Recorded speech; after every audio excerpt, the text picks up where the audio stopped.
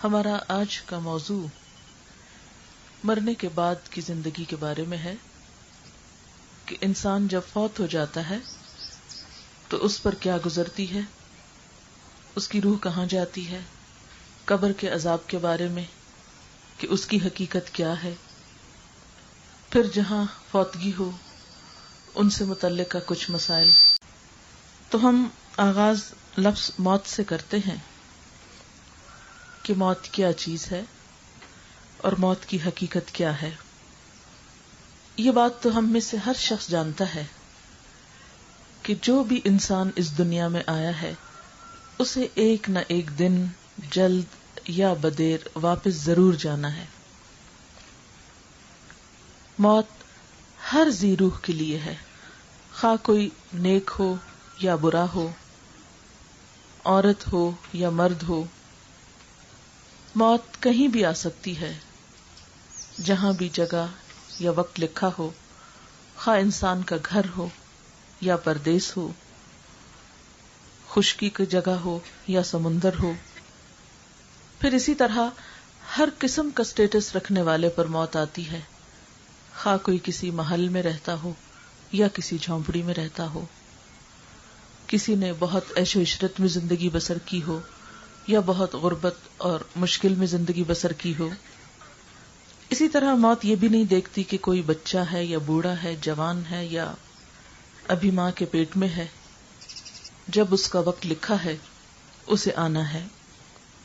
پھر موت یہ بھی نہیں دیکھتی کہ کوئی اللہ کے بہت قریب ہے، بہت نیک ہے، بہت اچھا ہے یا بہت برا ہے۔ اسی لیے ہم دیکھتے ہیں کہ قرآن پاک میں اللہ تعالیٰ حضور صلی اللہ علیہ وسلم سے مخاطب ہو کر فرماتے ہیں اِنَّكَ مَيِّتٌ وَإِنَّهُمْ مَيِّتُونَ، بے شک آپ بھی مرنے والے ہیں اور ان سب کو بھی مرنا ہے۔ حالانکہ حضور صلی اللہ علیہ وسلم اللہ تعالیٰ کی مخلوق میں سب سے پیاری ہستی ہیں، لیکن ہمیشہ کے لیے زندگی اور بقا صرف ایک ہستی کو ہے اور وہ اللہ سبحانہ وتعالیٰ کی ذات ہے۔ اس کے علاوہ باقی ساری مخلوق کے لیے، خواہ کوئی پیغمبر ہوں، اولیاء اللہ ہوں، کوئی بھی ہوں، یہی فرمایا گیا ہے کل من علیہا فان، کہ اس زمین پر جو کوئی ہے، اس کائنات میں جو کوئی ہے، وہ سب کے سب ختم ہونے والا ہے، فنا ہونے والا ہے۔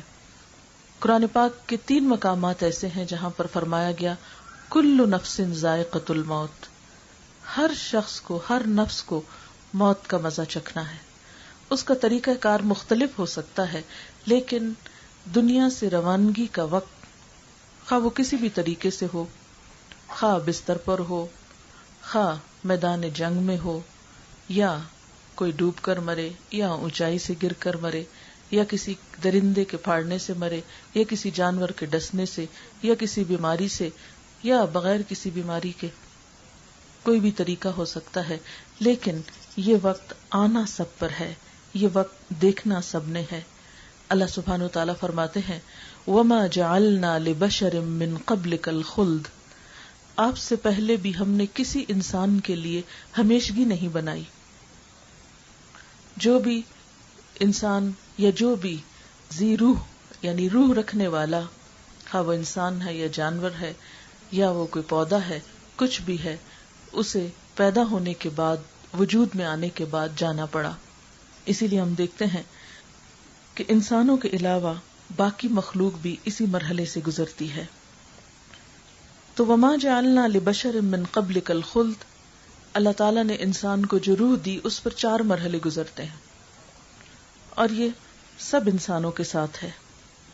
ایک وہ وقت جب کہ ہم کچھ نہ تھے، لیکن اللہ تعالیٰ نے انسانوں کی روح کو پیدا کیا تھا، اور اس کے بارے میں قرآن پاک میں ایک آیت آتی ہے، یہ سورۃ الاعراف کی آیت ہے جس کا مفہوم بتا رہی ہوں آپ کو، کہ اللہ تعالیٰ نے تمام انسانوں کی روحوں کو بیک وقت پیدا کیا، اور پھر ان کو کہا کہ کیا میں تمہارا رب نہیں ہوں؟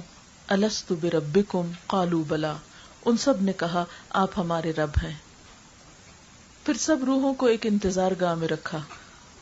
یہ جو وعدہ ہے اپنی بندگی کا، وعدہ الست کے نام سے مشہور ہے، قرآن پاک کی آیت سے ثابت ہے کہ جس جس کو اللہ تعالیٰ نے پیدا کرنا تھا وہ اس نے پلان کر لیا اور سب روحوں کو ایک جگہ پر پیدا کر کے رکھ لیا، اور ہر ایک کا وقت اور جگہ اور خاندان اور گھر مقرر کر دیا.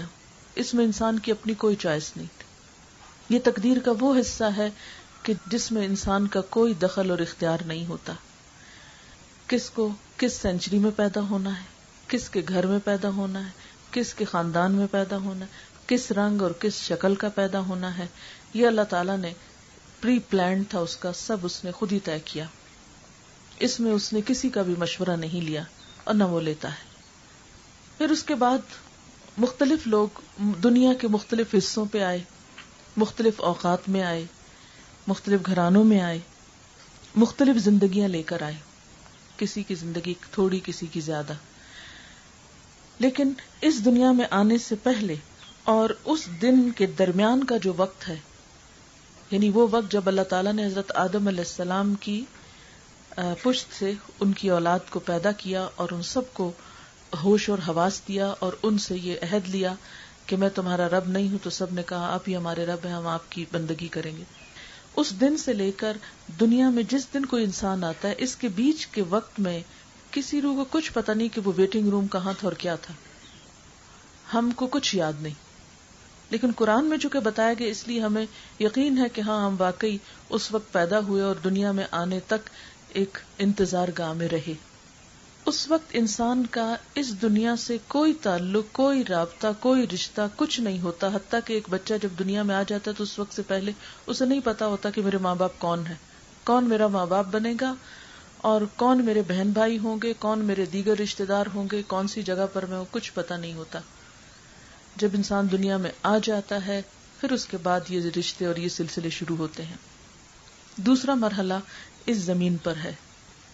یہ ہر ایک کا وقت مختلف ہے، مقرر ہے، یہ بھی طے شدہ ہے، یہ بھی اللہ کے پاس ہے کہ کس کو کتنی زندگی دینی ہے. پھر اس کے بعد اگلا مرحلہ موت کا مرحلہ آتا ہے، جو اس دنیا سے واپسی یا روانگی کا وقت ہے. جیسے ایک مسافر ہوتا ہے، آتا ہے، پھر اس کے جانے کا ایک وقت آ جاتا ہے اور وہ چلا جاتا ہے. بالکل ہر انسان کے ساتھ یہی ہے. وہ دنیا میں آتا ہے اور پھر ایک وقت مقرر ہے جب وہ چلا جاتا ہے. یہ زندگی کا حصہ بہت اہم حصہ ہے. پھر اس میں انسان کو ہوش، حواس، شعور سب کچھ ملتا ہے. اس کے بعد پھر جب دنیا سے رخصت ہو جاتا ہے تو اگلا مرحلہ جو ہے وہ برزخ کہلاتا ہے. وہ موت کا حصہ کہلاتا ہے یا برزخ کا حصہ کہلاتا ہے، جس میں انسان کو تو زمین میں دفن کیا جاتا ہے، لیکن اس کی روح جو ہے وہ علیین یا سجین میں ہوتی ہے. علیین کیا ہے؟ جہاں نیک لوگوں کی روحیں اکٹھی ہیں، اور سجین کیا ہے؟ قید خانہ، جہاں برے لوگوں کی روحیں اکٹھی ہوتی ہیں. شہداء جو ہوتے ہیں، جو اللہ کی راہ میں شہید ہو کے جان دیتے، جان ان کی بھی جاتی ہے، اس لیے کہ جو شخص شہید ہوتا ہے اس کی روح بھی ایک دفعہ وہ سارے مرحلے طے کرتی ہے، پھر اس کی روح جو ہے وہ جنت میں بھیج دی جاتی ہے. ان کے لیے اعلیٰ مقام ہوتا ہے. اسی طرح انبیاء اور پیغمبر جو ہوتے ہیں وہ سب سے اعلیٰ مقام پر ہوتے ہیں، ان کا درجہ شہیدوں سے بھی بڑا ہوتا ہے. بہرحال اب یہ جب انسان اس مرحلے کو پار کرتا ہے تو برزخ قرآن پاک میں استعمال ہوا ہے سورۃ المؤمنون میں، وَمِن وَرَائِهِمْ بَرْزَخٌ إِلَى يَوْمِ يُبْعَثُونَ. اس کا مطلب یہ ہے کہ ان سب انسانوں کے پیچھے ایک برزخ ہے جس میں وہ اس دن تک رہیں گے جب کہ وہ دوبارہ اٹھائے جائیں گے. اب یہ ایک اور ویٹنگ روم ہے جس میں قیامت تک سب کو رہنا ہے. انتظار. کسی کو نہیں پتا کہ یہ وقت کب ختم ہوگا، کوئی نہیں جانتا. جب اللہ تعالیٰ چاہے گا اس دنیا میں سب کا آنا پورا ہو جائے گا. جو اس کی پلاننگ ہے اس نے ہمیں نہیں بتائی، اور قیامت کا دن تو پیغمبر علیہ السلام کو بھی نہیں بتایا گیا تھا. قرآن پاک میں آتا ہے کہ لوگ آپ سے پوچھتے ہیں کہ یسألونک ایان مرساہا فیما انت من ذکراہا. لوگ آپ سے پوچھتے ہیں کہ قیامت کا دن کب آئے گا. فیما انت من ذکراہا، آپ کا اس کے ذکر سے کیا کام. الی ربک منتہاہا، تیرے رب ہی کی طرف اس کا لوٹنا ہے، تیرے رب ہی کو پتا ہے کہ وہ دن کب آئے گا. تو اللہ تعالیٰ نے کسی کو بھی نہیں بتایا کہ وہ دن کب آئے گا، یعنی قیامت کا دن. اس کی علامتیں بتائیں، کیسا بھاری دن ہوگا، کیسا اور کیسا ہوگا. بہرحال وہاں سے ایک چوتھا مرحلہ شروع ہو جائے گا. اب برزخ کا انتظار کا وقت ختم ہوا، اب چوتھا مرحلہ شروع ہوا. یہاں حساب کتاب ہے، جزا سزا ہے، اور ہمیشہ ہمیشہ کی زندگی ہے. جو جیسا پروو کرے گا، اچھا ہونا اپنا پروو کرے گا تو اچھی جگہ پر جگہ ملے گی، اور اگر کوئی انسان اپنے اعمال کے ذریعے یہ ثابت کرے گا کہ میں ایک خراب انسان ہوں تو پھر اس کے لیے خراب ٹھکانہ ہوگا. اللہ تعالیٰ کسی جان پر بھی ذرہ برابر ظلم نہیں کرے گا، نہ کسی کی نیکی ضائع کرے گا، اور اگر کسی نے غلط کام کیے تو اس کی بھی اس کو جزا دی جائے گی، الا یہ کہ وہ مرنے سے پہلے توبہ کر لے اور اپنی غلطیوں کی معافی مانگ لے، ان پر شرمندہ ہو. بہرحال یہ 4 مرحلے ہیں جن کا قرآن پاک میں کچھ یوں ذکر آتا ہے: کنتم امواتا فاحیاکم ثم یمیتکم ثم یحییکم ثم الیہ ترجعون. کنتم امواتا، تم مردہ تھے. یہ موت سے تشبیہ کیوں دی؟ کیونکہ ہم اس وقت سینس یا شعور میں نہیں تھے. کنتم امواتا فاحیاکم، پھر اس نے تم کو زندگی دی، اس دنیا میں ہوش و حواس میں آئے. ثم یمیتکم، پھر وہ تم کو موت دے گا، یعنی پھر انسان کا خاتمہ ہوگا، پھر اس کا اس زندگی سے تعلق ختم ہو جائے گا. پھر اس کے بعد ثم یحییکم، پھر زندہ کرے گا. ثم الیہ ترجعون، تو پھر تم اس کی طرف لوٹا دیے جاؤ گے. اب آپ دیکھیے کہ یہ جو پہلا مرحلہ ہے، کنتم امواتا، ہم سب ایک نیند کی سی حالت میں تھے، ہمیں کچھ پتہ نہیں کہ کہاں تھے، کیا تھا، کسی کو کچھ یاد نہیں. اب ہم یہاں پر آئے. یہاں پر اللہ تعالیٰ فرماتے ہیں کہ یہاں پر آنے والے یہ زندگی دراصل کیا ہے. فرمایا خلق الموت والحیات لیبلوکم ایکم احسن عملا، اس نے موت اور زندگی کو بنایا تاکہ وہ تمہیں آزما کر دیکھے تم میں اچھے کام کون کرتا ہے. پچھلا تو گزر گیا، فیز 1 گزر گیا. آپ اس کو یوں سمجھ سکتے ہیں جیسے ایک گھر میں 4 کمرے ہوں، پہلے آپ ایک میں جائیں، پھر وہاں سے اگلے میں، پھر اگلے میں، پھر اگلے میں. آپ یوں بھی سمجھ سکتے ہیں جیسے گھر میں آپ داخل ہوتے ہیں، لابی میں داخل ہوتے ہیں، پھر اس کے بعد آپ مثلاً ڈائننگ ہال میں آ جاتے ہیں، ڈائننگ ہال سے پھر ڈرائنگ روم میں آ جاتے ہیں، پھر ڈرائنگ روم سے اپنے بیڈ روم میں چلے جاتے ہیں. تو جس طرح گھر کے 4 حصے آپ کر سکتے ہیں، اسی طرح ہماری زندگی کے بھی 4 حصے ہیں. پہلے ایک حصے میں تھے، وہ ختم ہوا تو دوسرا شروع ہوا، دوسرا ختم ہوا تو تیسرا شروع ہوا، تیسرا ختم ہوا تو چوتھے اور اٹرنل فیز میں داخل ہو گئے. اب اس کو ختم نہیں ہونا. تو اللہ تعالیٰ فرماتے ہیں کہ یہ جو تمہارا حصہ ہے، خلق الموت والحیات، یہ جو زندگی ملی ہے یہ اس لیے ملی ہے لیبلوکم، کہ تمہیں ٹیسٹ کیا جائے. آپ یوں سمجھو جیسے ایک لیب میں کسی چیز کو ٹیسٹ کیا جاتا ہے کہ اس کی حقیقت کیا ہے. تو ہم سب کو یہاں ٹیسٹ کیا جا رہا ہے اور دیکھا یہ جا رہا ہے کہ ہم کون ہیں، کیسے لوگ ہیں، اور ہم کس چیز کے قابل ہیں. کیا واقعی اعلی مقام کے قابل ہیں یا نہیں ہیں؟ تو اکارڈنگلی پھر اس کے بعد ڈیسیژن ہوگا. لیبلوکم ایکم احسن عملا، تاکہ تمہاری آزمائش ہو کہ تم میں کون اچھے کام کرتا ہے. ایک اور آیت میں بھی اللہ تعالیٰ فرماتے ہیں کل نفس ذائقۃ الموت، ہر شخص کو موت کا مزہ چکھنا ہے. وَنَبْلُوكُمْ بِالشَّرِّ وَالْخَيْرِ فِتْنَةً وَإِلَيْنَا تُرْجَعُونَ، اور ہم تم کو آزما رہے ہیں شر کے ساتھ بھی اور خیر کے ساتھ بھی. یعنی اس زندگی میں اچھے حالات بھی دیتے ہیں ہم تم کو اور تکلیف دہ حالات بھی دیتے ہیں. اور یہ سب کچھ کیوں ہے؟ تاکہ ہم آزمائیں. نبلوکم، ہم تمہارا امتحان لے رہے ہیں. اور یہ سب کچھ کیا ہے؟ فتنتن، آزمائش ہے. وَإِلَيْنَا تُرْجَعُونَ، اور ہماری طرف تم سب لوٹائے جاؤ گے. پھر اللہ تعالیٰ قرآن پاک میں ہم سب کو یہ بھی وارن کرتے ہیں قُلْ إِنَّ الْمَوْتَ الَّذِي تَفِرُّونَ مِنْهُ، آپ ان کو بتا دیجئے کہ وہ موت جس سے تم بھاگتے ہو، جس کا نام نہیں سننا چاہتے، جس کا ذکر نہیں کرنا چاہتے، فَإِنَّهُ مُلَاقِيكُمْ، تو وہ تم سے خود آ کے ملنے والی ہے. تم نہ اس کا ذکر کرو، نہیں اس کی بات کرو، لیکن انہو ملاقیکم، وہ آ رہی ہے. جیسے حضرت علی رضی اللہ تعالیٰ عنہ کہتے تھے کہ موت ایسے ہی ہے کہ ایک طرف تمہارا سفر شروع ہو جائے اور ایک طرف سے وہ آ رہی ہو، تو پھر ملاقات تو بہت جلدی ہو جائے گی. ثم تردون الی عالم الغیب والشہادہ، پھر تم لوٹائے جاؤ گے اس ہستی کی طرف جو حاضر و غائب سب کا جاننے والا ہے. فینبئکم بما کنتم تعملون، پھر وہ تم کو بتا دے گا جو کچھ تم عمل کرتے رہے ہو. یعنی وہاں جا کر تمہارے اعمال کے بارے میں تم کو بتایا جائے گا. ایک اور جگہ پر فرمایا قُلْ لَن يَنْفَعَكُمُ الْفِرَارُ إِنْ فَرَرْتُم مِّنَ الْمَوْتِ أَوِ الْقَتْلِ، آپ ان کو بتا دیجئے کہ موت سے بھاگنا یا فرار یا قتل سے بھاگنا تم کو فائدہ نہ دے گا، یعنی کوئی بھی شخص موت سے جتنا بھی بھاگے بھاگ نہیں سکتا. وَإِذًا لَّا تُمَتَّعُونَ إِلَّا قَلِيلًا، اور اگر تم کچھ دن زندہ بھی رہے تو یہ تمتعون الا قلیلا، بہت تھوڑا سا فائدہ اٹھانا ہے. ایک اور جگہ پر فرمایا اینما تکونوا یدرککم الموت، تم کہیں بھی چلے جاؤ موت تمہیں آ کے پالے گی. ولو کنتم فی بروج مشیدہ، خواہ تم مضبوط قلعوں میں کیوں نہ بند ہو جاؤ، یعنی اگر تم ایسے مضبوط جگہ پر چلے جاؤ کہ کوئی داخل نہ ہو سکے، موت کا فرشتہ وہاں بھی آ جائے گا. سورۃ المنافقون میں فرمایا وَلَن يُؤَخِّرَ اللَّهُ نَفْسًا إِذَا جَاءَ أَجَلُهَا وَاللَّهُ خَبِيرٌ بِمَا تَعْمَلُونَ، اور اللہ کسی کی موت کا وقت مؤخر نہیں کرے گا، پوسٹ پون نہیں کرے گا، تاخیر نہیں اس میں کرے گا، جبکہ وہ اس کے پاس آ جائے گا، اور اللہ تعالیٰ کو سب پتا ہے جو جو کچھ تم کر رہے ہو.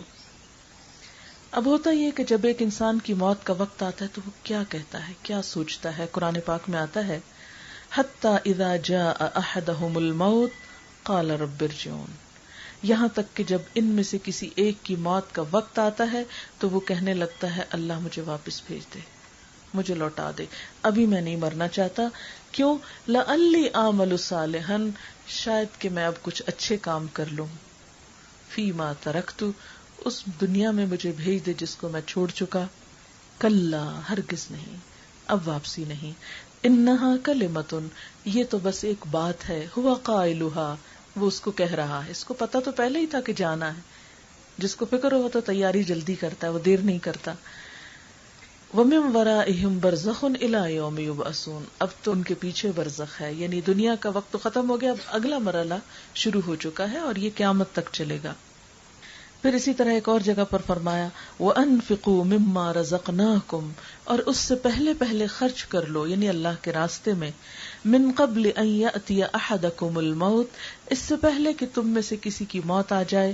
فَيَقُولَ، پھر وہ کہنے لگے رَبِّ لَوْلَا أَخَّرْتَنِي إِلَىٰ أَجَلٍ قَرِيبٍ، کہ اے میرے رب تو نے مجھے قریب کی ایک مدت تک اور مہلت کیوں نہ دی.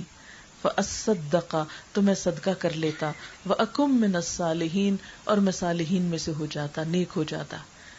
تو یہ کیفیت ہوتی ہے انسان کی موت کے وقت کہ ہر شخص کی جب موت آتی تو اس پہ ایک پچھتاوا ضرور آتا ہے، کاش میں نے اپنا یہ وقت ضائع نہ کیا ہوتا، میں اب اگلی دنیا کے لیے کچھ تو کر لیتا. اور خاص طور پر جس چیز کا اس کو افسوس ہوگا وہ اس کا مال و دولت ہوگا جس کو اس نے دنیا کے لیے سمیٹا ہوگا. حضور صلی اللہ علیہ وسلم نے فرمایا تم میں سے کون ہے جس کو اپنے وارثوں کا مال اپنے مال سے زیادہ پیارا ہو؟ لوگوں نے کہا ہر ایک کو اپنا مال زیادہ پیارا ہوتا ہے. آپ نے فرمایا تمہارا اپنا مال تو وہ ہے جو تم نے کھا کے ختم کر دیا، پہن کے پرانا کر دیا یا پھر آگے بھیج دیا، اور باقی جو کچھ ہے وہ تو وارثوں کا ہے، وہ تمہارا نہیں ہے. لیکن ہم میں سے ہر ایک اپنے مال سے زیادہ وارثوں کے مال سے پیار کرتے ہیں. جو ہم نے دوسروں کے لیے چھوڑ کے جانا ہے اس کو زیادہ سنبھالتے ہیں، اور جو اپنے کام آنا ہے یعنی بعض اوقات خود پہ بھی خرچ نہیں کرتے، اپنی ضروریات بھی پوری نہیں کرتے، اور آخرت کے لیے بھی صدقہ نہیں کرتے، اس کو زیادہ حفاظت سے رکھتے ہیں جو دوسروں نے استعمال کرنا ہے. تو اس وقت مرتے وقت انسان کہے گا کاش مجھے تھوڑا سا وقت مل جاتا کہ میں اپنے مال کو کسی اچھے کام میں لگا کر آتا. اب یہ ہے کہ موت سے فرار تو نہیں، تو موت کے ساتھ معاملہ کیا کیا جائے؟ موت کے ساتھ معاملے میں اعتدال برتنا چاہیے، کیونکہ بہت سے لوگ ڈپریشن کا شکار ہو جاتے ہیں اور پھر کچھ نہیں کرتے، اپنا وقت ضائع کرتے ہیں. اور نہ ہی اس سے غافل ہونا ہے کہ انسان بالکل بھول کے دنیا میں اتنا محو ہو جائے کہ اس کو کچھ یاد نہ ہو کہ اس کی واپسی بھی ہے. اور مثال کے طور پہ میں یہاں آئی ہوئی ہوں، کوئی دن ایسا نہیں ہوتا کہ مجھے پیچھے کا خیال نہ آئے اور میں گنتی ہوں اتنے دن رہ گئے اب جانا ہے. میں اکثر سفر میں ہوتی ہوں تو میں ہمیشہ اپنے آپ کو نصیحت کرتی ہوں کہ مجھے اس دنیا کے گھر کی واپسی کی تو فکر ہے کہ مجھے جانا ہے، ابھی یہ کرنا ہے، وہ کرنا ہے، فلاں کام کا کیا ہو رہا ہوگا، فلاں چیز کیسے ہو رہی ہوگی، لیکن مجھے اس گھر کی فکر کیوں نہیں آتی؟ جو ہی مجھے خیال آتا میں ساتھ ہی سوچتی ہوں وہاں کی فکر کیوں نہیں؟ کچھ پتا ہے کہ اس سے پہلے وہاں جانا پڑے؟ اس کی تو ہر وقت سوچتے ہیں اچھا اب یہ اتنا رہ گیا، اب سیٹ کنفرم ہو جانی چاہیے، اب یہ بھی، اب ٹائم کیا ہو، وغیرہ وغیرہ، ہر چیز کی تیاری اپنی رکھتے ہیں. لیکن وہاں کے لیے کون سا بیگ پیک کر کے رکھا ہوا ہے، کیا ساتھ رکھا ہوا ہے اپنے لیے کہ وہ وہاں جا کے کام آئے گا. یہاں دنیا میں تو اگر کوئی چیز نہ بھی ہو، خالی ہاتھ بھی ہو انسان، تو الحمدللہ بہت سے بہن بھائی رشتہ دار دوست احباب ہوتے ہیں جو انسان کی مل جل کر ضروریات پوری کر دیتے ہیں. وہاں تو کیا حال ہوگا. یوم یفر المرء من اخیہ وامہ وابیہ وصاحبتہ وبنیہ لکل امرئ منہم یومئذ شأن یغنیہ. جس دن انسان بھاگے گا، یوم یفر المرء من اخی، اپنے ہی بھائی سے. یعنی اگر بھائی ضرورت مند ہوگا تو اس کو بھائی دیکھ کے بھاگ جائے گا کہ میں اس کا کچھ نہیں اب کر سکتا. وہ امہ، اپنی ماں سے. یعنی ماں اگر رو رہی ہے، ضرورت مند ہے، پریشان حال ہے، تو بچے اسے دیکھ کر دوسری طرف منہ موڑ لیں گے کہ اماں ہم سے کچھ مانگ نہ لے. وہ ابی ہی، اسی طرح باپ کے ساتھ بھی یہی معاملہ کیا جائے گا. وصاحبتی، بیوی کے ساتھ. حالانکہ ایک شوہر دنیا میں اپنی بیوی کی ساری ضروریات پوری کرتا ہوگا، لیکن وہاں ایک پائی کے برابر چیز بیوی کو نہ دے گا، اتنا خود غرض ہو جائے گا. وہ بنی ہی، اور اپنے ہی بیٹے سے. دنیا میں اگر بچوں کو ذرا سی تکلیف ہو تو انسان کہتا ہے کہ اپنا آپ بھی دیکھے تو بچوں کی مشکل آسان کرے، لیکن وہاں بچے رو پکار رہے ہوں گے، لیکن ماں بچوں کی طرف بھی نہیں دیکھے گی. کیوں نہیں دیکھے گی؟ لکل امرئ، ہر شخص کو، یومئذ، اس دن، ایسی حالت میں ہر شخص ہوگا، یغنی ہے، جو اسے دوسروں سے بے نیاز کر دے گا. ایسی مصیبت کا وقت آئے گا کہ کوئی کسی کو یاد نہیں کرے گا.